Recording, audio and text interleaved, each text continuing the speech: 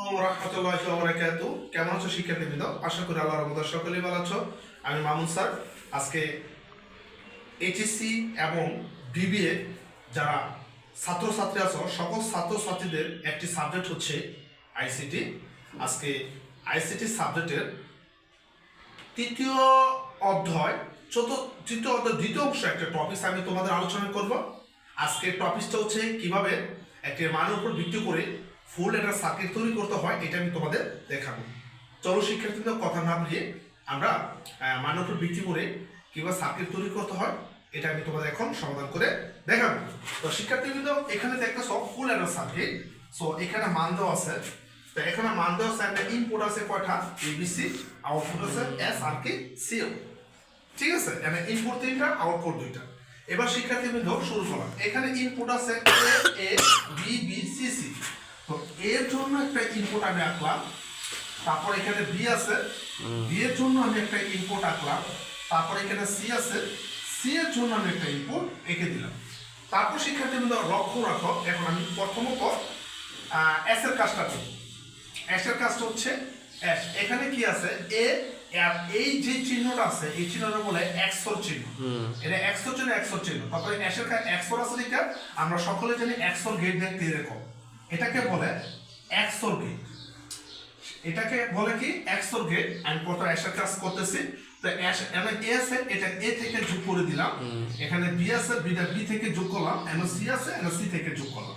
তারপর এস সমান সমান আমরা আউটপুটটা লিখে দিই এ এক্সর বি এক্সর কি সি। তারপর শিক্ষার্থীদের সিও। এখানে প্রথম তো সিঙ্গেল মানগুলো আসি। এখানে এবি আছে, তো এবি রেখে গুণাকার আছে। আমরা সকলে জানি গুণাকার থাকলে এন্ড গেট। এবি জন্য আমরা একটা এন্ড গেট আঁকলাম।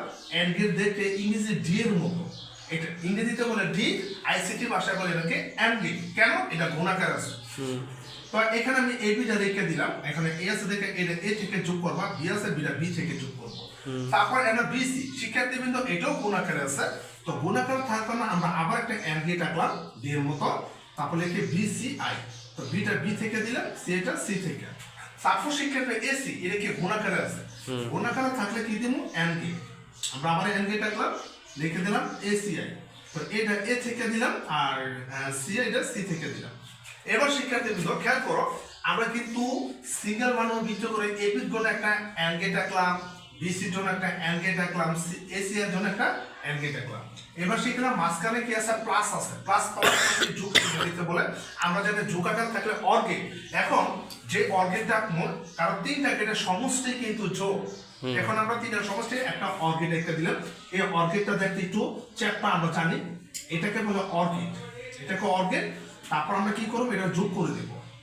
এটাকে কি করে দেব আমরা যোগ করে দেব। তারপর শিক্ষার্থীবৃন্দ আমরা এখানে লিখবো সিও সমান সমান লেখো A B plus BCI plus কি এসি। ঠিক আছে শিক্ষার্থীবৃন্দ, তো আমি তো সার্কিটটা তৈরি করে ফেলেছি। তোমরা দেখো হোয়াইট বোর্ডে একটা মানের উপর ভিত্তি করে কিভাবে সার্কিটটা তৈরি করতে হয় আমি তোমাদের সমাধান করে দেখালাম। এখনই যারা এইচএসসি এবং বিবিএ লেভেল স্টুডেন্ট আছো, তোমরা এটা এখনই খাতা কলমে এখনই প্র্যাকটিস করো। আশা করি তোমাদের এটা অনেকটা উপকার আসবে। তোমরা হোয়াইট বোর্ডে দেখতে পাচ্ছ কিভাবে সমাধান করছি। তো শিক্ষার্থী কিন্তু আছে এই পর্যন্ত থাকবে মানুষ। আগামী ক্লাসে আইসিটি বিষয়ে নতুন নতুন কোনো টপিক নিয়ে হাজির হবো। আজ এই পর্যন্ত থাকবে। আল্লাহ হাফিজ।